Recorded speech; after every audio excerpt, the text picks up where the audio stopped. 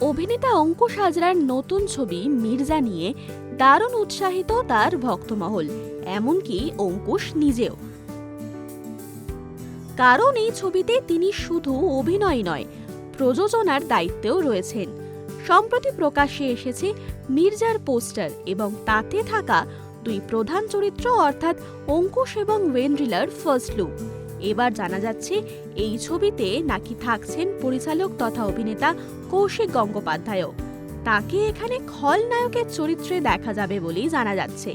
ইতিমধ্যে মির্জার শুটিং শুরু হয়ে গিয়েছে, কলকাতায় চলছে এই ছবির শুটিং। কৌশিক গঙ্গোপাধ্যায়ের এই চরিত্রের বিষয়ে অঙ্কুশ জানিয়েছেন এক সাক্ষাৎকারে, বাংলা ইন্ডাস্ট্রির অন্যতম সেরা অভিনেতা হলেন কৌশিক গঙ্গোপাধ্যায়, কিন্তু এই ছবিতে তাকে একেবারে অন্যরকম চরিত্রে দেখা যাবে। এর আগে তিনি এই ধরনের চরিত্রে কাজ করেননি। এই ছবিতে এই চরিত্রের জন্য তার মতো কাউকে প্রয়োজন ছিল যার নিজস্ব একটা অরা থাকবে।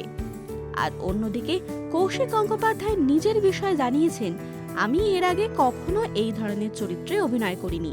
পরিচালক যেমন চাইছেন সেইভাবেই বাকি কাজটা করছি, আর বাকিটা ঈদের সময় ছবি মুক্তি পেলে বোঝা যাবে। মির্জা মুক্তি পেতে চলেছে এই ঈদে। অঙ্কুশের এই ক্রাইম থ্রিলার কেমন জমবে এখন সেটাই দেখার। এরকম আরও অনেক ভিডিওস দেখার জন্য নজর রাখুন আমাদের চ্যানেলে এবং পাশে থাকা বেল আইকনটি ক্লিক করতে ভুলবেন না।